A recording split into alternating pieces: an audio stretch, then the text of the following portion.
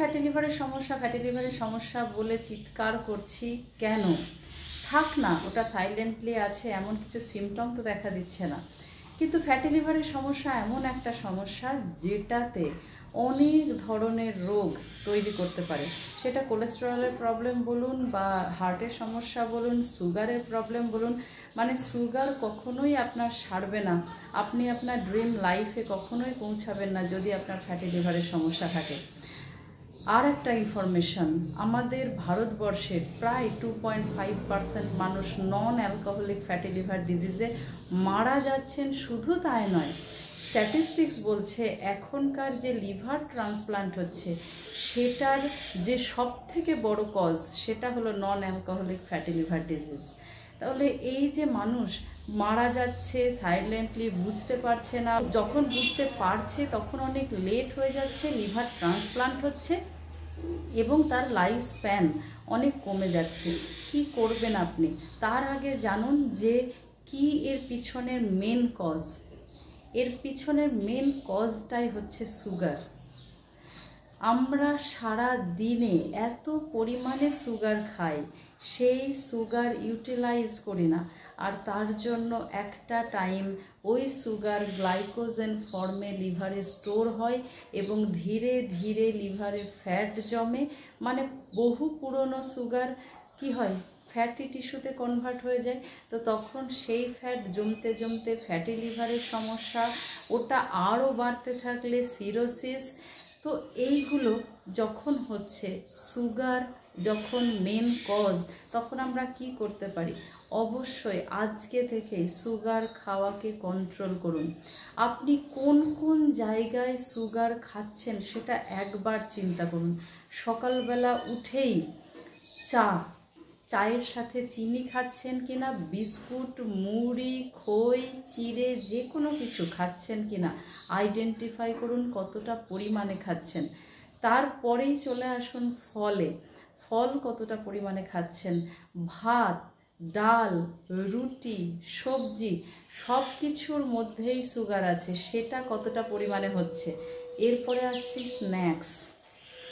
এগুলো তো আপনার বেঁচে থাকার জন্য ভীষণ ইম্পর্ট্যান্ট, এতক্ষণ যেগুলো বললাম চা বিস্কুট বাদ দিয়ে, বাট আপনার স্ন্যাক্সটা ওটা কিন্তু ভীষণ ইম্পর্ট্যান্ট।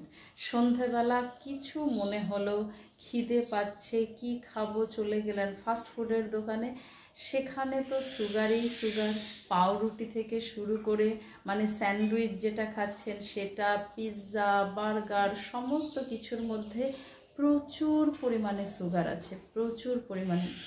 রসগোল্লা মানে মিষ্টি যদি খাচ্ছেন, একটা সিম্পল এক্সাম্পল দিই, একটা রসগোল্লা যদি আপনি সারা দিনে খান তাহলে অলরেডি 5 চামচ আপনার সুগার খাওয়া হয়ে যাচ্ছে। এমনিতেই লিভার সুগার কতটা সারাদিনে ইউজ করতে পারে, ইউজ মানে ওর ম্যাক্সিমাম ক্ষমতা আছে সেটাকে ইউটিলাইজ করার বডিতে।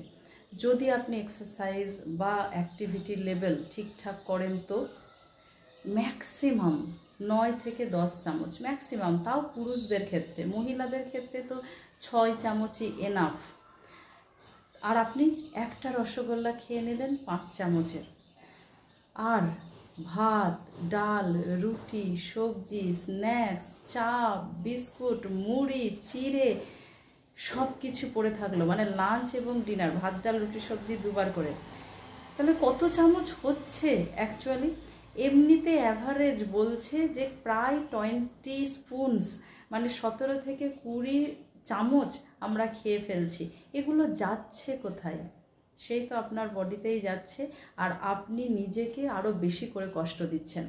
তাই যদি একবার জানতে পারেন বা কখনো পেন ফিল করেন রাইট সাইডে, বা কোনো রকম কিছু দুর্বলতা দেখছেন, সকালবেলা ঘুম থেকে উঠতে ইচ্ছে করছে না এরকম দেখছেন, তাদের ক্ষেত্রে আমি বলবো অবশ্যই একবার এলএফটিটা করিয়ে নিন, বা যারা আমার এই ভিডিওটা শুনছেন সবাইকে বলবো একবার এলএফটি করিয়ে নিন, যে সাইলেন্টলি লিভার ফ্যাটি লিভারে কনভার্ট হয়ে গেছে কিনা।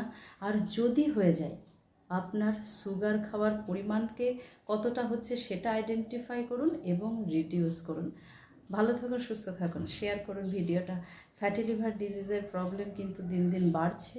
আর কি বললাম, লিভার ট্রান্সপ্লান্টের সংখ্যা বাড়ছে কেন? নন অ্যালকোহলিক ফ্যাটি লিভার ডিজিজের জন্য। Thank you.